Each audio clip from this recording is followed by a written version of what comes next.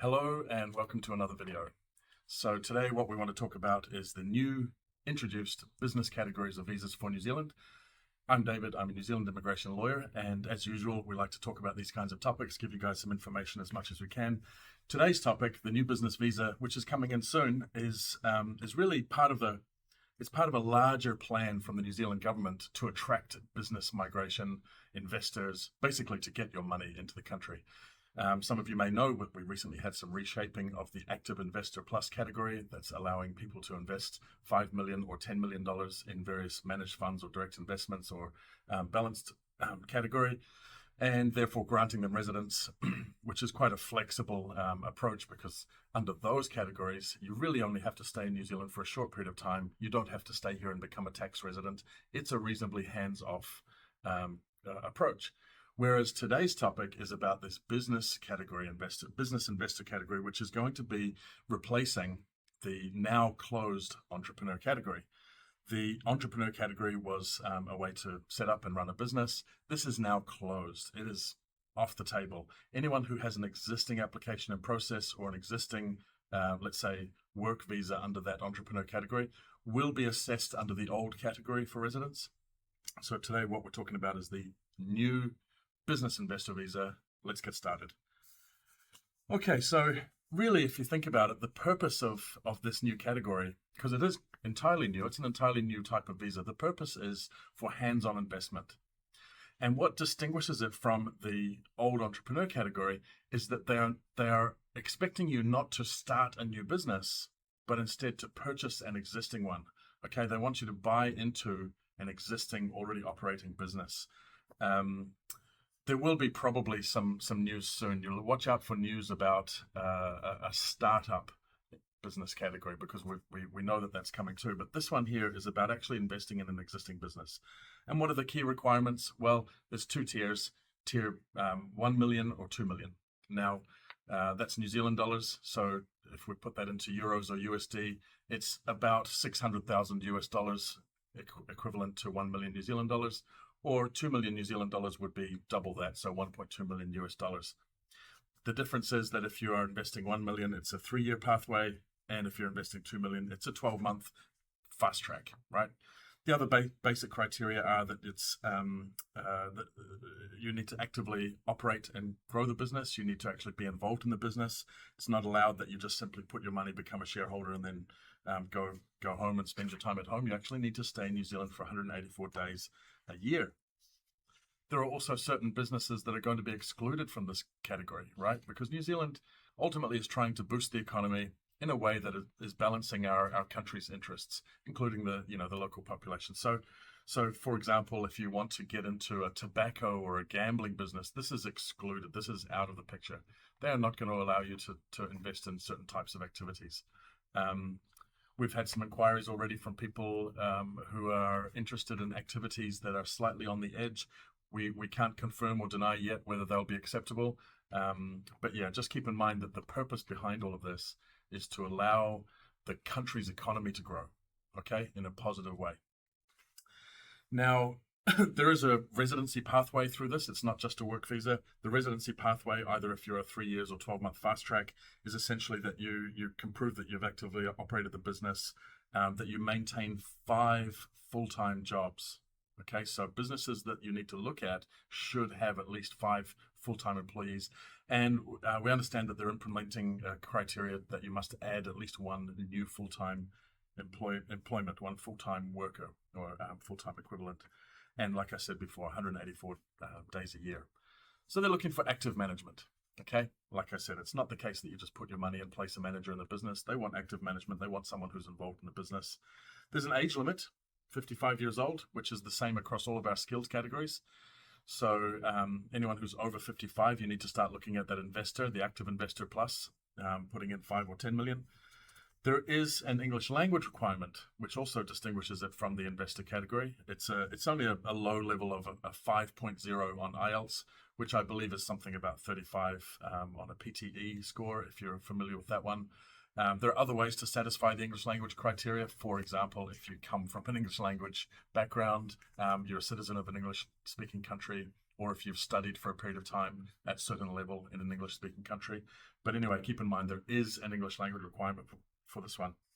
And in addition to the investment criteria, there's also a criteria that you should have some available funds. For example, if you're buying a business that's $1 million, they want you to have an additional $500,000 in available funds sitting there. So, so those are the key criteria for the business.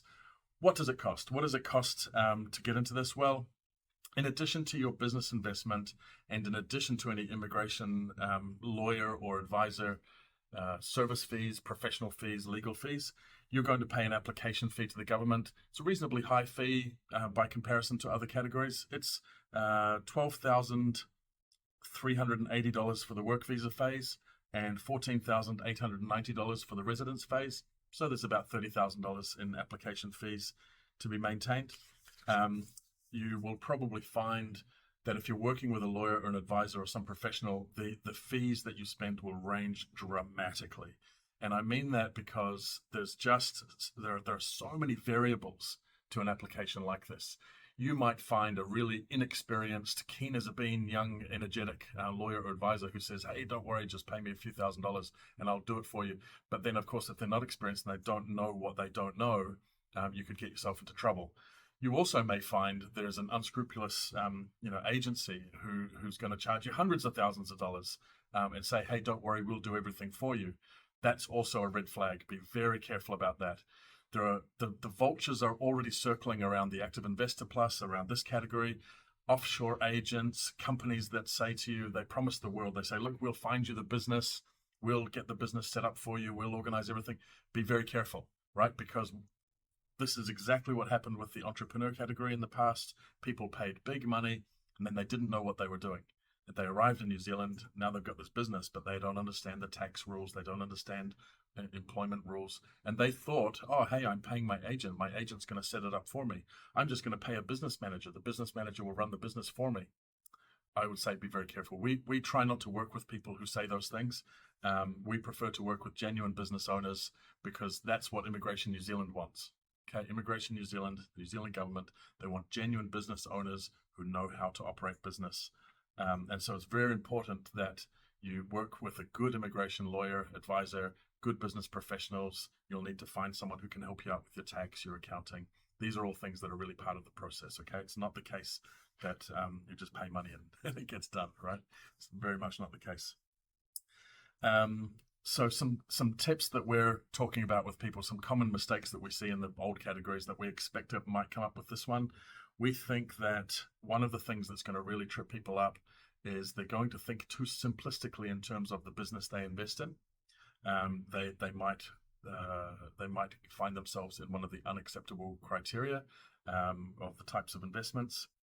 The second big thing is what I just mentioned before about understanding compliance and regulations, understanding that the New Zealand landscape for business, while, let's be honest, business is business around the world, but in terms of the landscape of how business operates, the foundations of the laws and regulations of New Zealand, they are unique to New Zealand, okay? And you'll find that, if you understand tax generally and if you understand payroll generally, you'll be okay in learning how New Zealand works. But keep in mind, it is different. And we do have some quite tight regulations around how businesses are run. This is something that we've seen people get tripped up over for all of the business categories throughout the past. So that's one thing to be really careful about. The other thing that we're advising people is be very realistic and conservative in your planning, because very often we have inquiries from people. They say, David, I've got money. I'm okay. I'm ready to go. Let's go. I want to move to New Zealand. But then when we look at these types of categories like business or entrepreneur categories, actually we need to be, we see that it might take some time, right? You need to plan your life around, when you will actually move. But then that brings into play, well, how long will your application take? How long will it take after you've been approved in principle to then actually come into the country and set things up? How long will it take you to find an appropriate business? How long will it take to go through the due diligence process, right? These things we have to be very realistic and conservative about. In the past, we've seen people taking many, many years to prepare for an entrepreneur category case to get to an approval. Now, having said that, we don't know how long it will take to process applications. We do understand that this new business category is aimed towards streamlining the process, whereas the entrepreneur category was a little bit clunky and not suitable for purpose, bad reputation. But yeah, that's just something that we would say. If you're thinking about getting into this category for New Zealand, and if you've got inquiries about it, start now, even before the opening later in the year. Start now because you can actually start working on the things that matter early on. All right, so the last thing I want to talk about, we don't want to spend too long on this video, but the last thing I want to talk about is I've got a few questions here written down that we're already getting, and these are probably some common questions that people are asking. So let's just talk about those. There's just a few things that we've written down here. One question that we get a lot is, hey, I'm over 55. Surely we can get a waiver of that requirement. Is there something we can do about that? Is there any alternative option to get into this category? Well, the thing is, immigration policy is a kind of like a checklist, a checkbox exercise, right? There's the requirements under the policy. You either meet the requirements or you don't. But on the other hand, this is something I've always said, which is that the grant of a visa is ultimately an act of discretion. And so in certain circumstances, we have been able to have immigration waive some of the requirements and consider granting the visa to somebody even though they don't meet all the requirements. And age is one thing that occasionally comes up. I'll give you an example where, a case where somebody is 56 years old, or maybe they've just turned past 55 requirement, they're 56 or 57, but they are undertaking employment in New Zealand under the skilled migrant category or under the green list or straight to residence, tier 1, which is very important.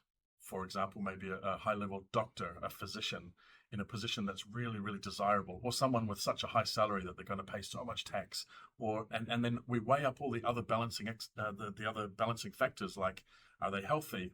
Are they able to undertake their employment? What about the family? Are the family good? Are they going to contribute to New Zealand? Right, and then of course immigration can consider those things. Currently, we haven't processed any applications under this new category, so of course we can't speak about it in this case. But just keep in mind that if you're slightly outside of the criteria in one way or another, occasionally there is a way to argue. Regarding age, maybe there's an opportunity, but you would need to really prove as to why you would deserve that. That's something that we do get inquiries about. We don't like to say a hard no for anything in this business.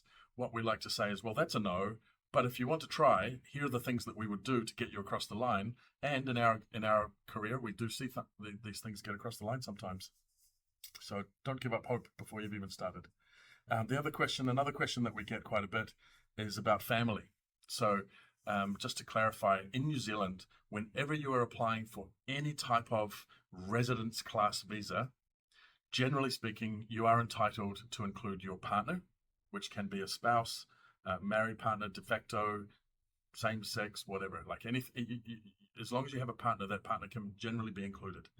You can then also include any dependent children. Dependency is defined by age, up to the age of 25, and also if they are already past high school age, then it's also defined by whether they themselves are single and whether they have any children of their own.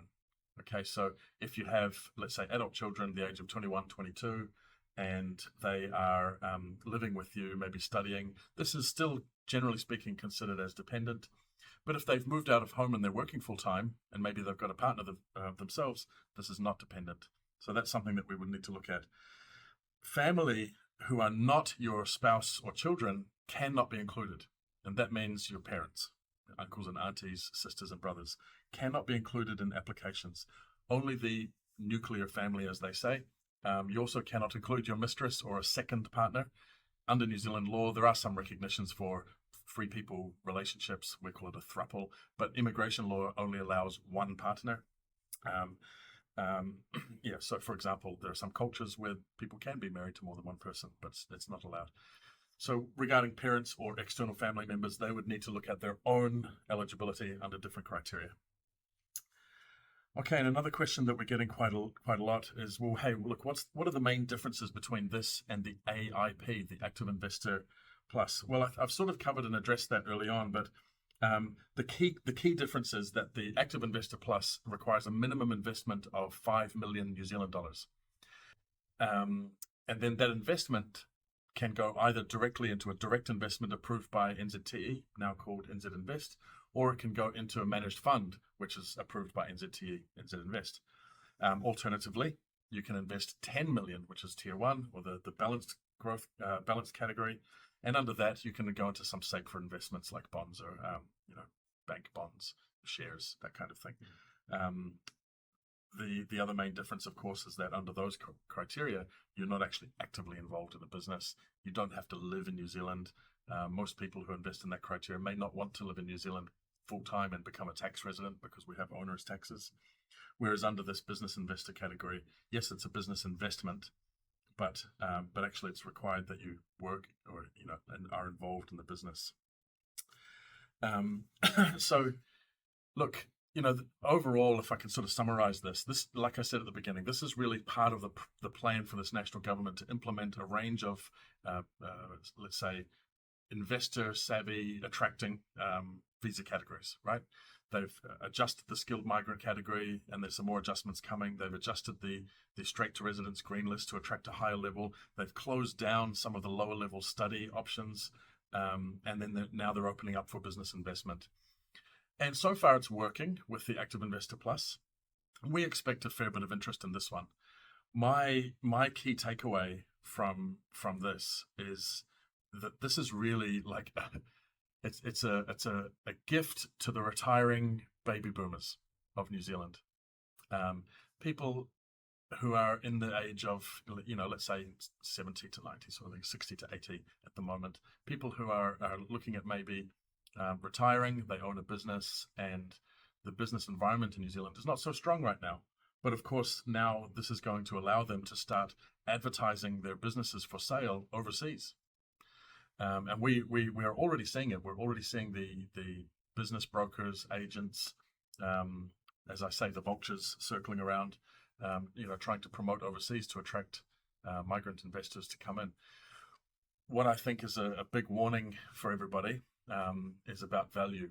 Okay, now I'm not a financial guy and I don't give investment advice, but I just wonder how many businesses out there, which may not really be worth $1 million, are now going to be sold for $1 million because, of course, this is the requirement for the business. Or maybe if they're worth just over $1 million, but now they will sell for $2 million. So if you're an investor coming in and you're looking at businesses for sale, be careful, because a business can be listed for $1 million, they ask $1 million, but you may come in and you may find out that it doesn't really, make sense at that level. Look, hey, a deal between two parties is a deal between two parties. So far, we haven't had any information about exactly how this policy will work in terms of whether you're getting fair market value for the business. But that's something that I'm quite interested to find out about. That's just my take. Look, and to summarize, make sure that if you're interested in this, don't just fly by the seat of your pants. Come and talk to someone. Come and talk to a professional. Make sure you get sound advice. Feel free to contact us for questions and comments. And as usual, ka kite anō.